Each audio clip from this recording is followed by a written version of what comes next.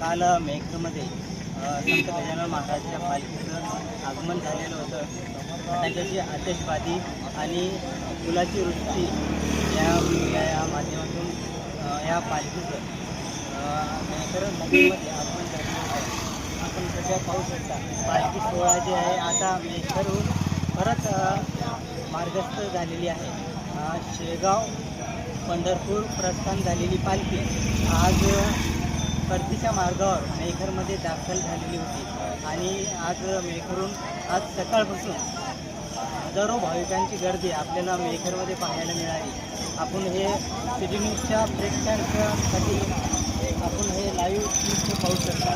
पालखीचं जे सोहळा आहे अतिशय शिस्त पद्धतीने मेहकरहून निघालेला आहे। आपण सध्या मेहकरहून पालखी मार्गस्थ झालेली आहे आणि हे आता सध्या नायगाव दत्तापूर ते जानेफळ इथे मुक्काम असणार आहे। ही पालखी सध्या आता मेहकरहून परत आता मार्गस्थ झालेली आहे। आपण हे